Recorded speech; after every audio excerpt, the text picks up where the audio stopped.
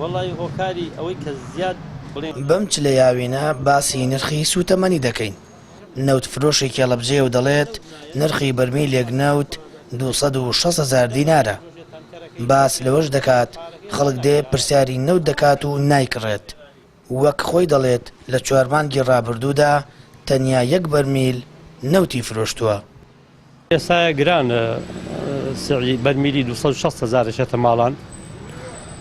ئیتر ئەگەر خوا نەخواست ئاواهی بڕوا و نەوت نەیەن لەوە چێ زۆر زیاتر گران بێت، چونکە لە ئێستا کەس ناوێت بەزەو کاتە خەڵک مەجبورە و مەجبور بوو لەسەرەوەش بڵێن ئەوەی کە دەیهێنێ وەکو تیجارەکان دابەشیەکەن و واڵێن دەیهێن بۆ دوکانەکان ئەو هەرچەند بڵێت چونکە تەڵەبی لەسەرە ئەو کاتە ئەو بە ئارزوی خۆی ئەگەر نەوت نەدێ بە ئارزوی خۆی ئەو سعردانێ زۆربەی ئەوانە کە دێن ئەکسەرەن خەڵک پارەی پێ نەبیکڕێ ئیتر کە سیعرەکەیش زان هیچ ناڵێن مەگەر بە چۆکیان نابێن و خەڵکی ئەڵەبجە زیاتر لە 3 ساڵە نەوتی سپیان وەردەگرتووە.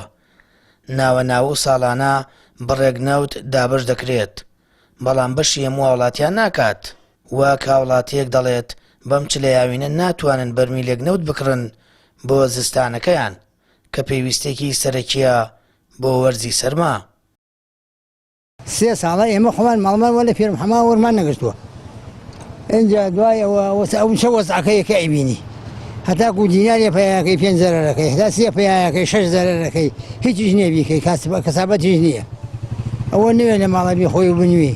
اینجا دوایەوەی ساکی ئێمە لێرە نەوتمان نەوێت مەگەرەکو لە ماڵ نەینە دەرەوە هەر بەتانەکە بۆنە خۆن دەردی عەرەبەکان ئەوان هەر لە ژوورەوە خەون و بەتانیەوە خۆیانە. کەس ناتوانێت نەوت بکڕێنەوە زۆر گرانە. غازیش هەفتەی 1 جار غازیە بۆ ئەڵەبجە.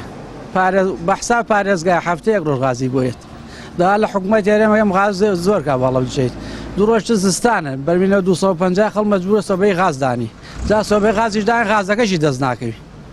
دا لە حکومەت ئێرەمەکەن تۆزێ بچێتەوە بە خۆیان. نەوتەکە زیاکا بە خەڵ. پارە مەختە 120 ئەزە 250. وەزارەتی سامانە سروشتەکان ڕایگەیاندووە میکانیزمی گونجاو بۆ دابشکردنی نەوتی سپی ماڵان دەدۆزنەوە. ئەمە لە کاتێکدایە زۆربەی ماڵان هەرێمی کوردستان لە ئێستادا بێنەوتن. بەهۆی بەرزبوونەوەی نرخی بەرمیلێک نەوتیش هاوڵاتیان ناتوان بیکڕن. لە کاتێکدا غاز و بەنزینیش نرخەکانیان بەرز بۆتەوە. نەوت فرۆشانیش دەڵێن ئەگەر حکوومەت دەست بە دابشکردنی نەوت نەکات بە دووری نازانن نرخی بەرمیلێک نەوت بۆ نزیکەی 300,000 دینار بەرز ببێتەوە. سامان فەتاح، کەناڵی ئاسمانی پەیام، هەڵەبجە.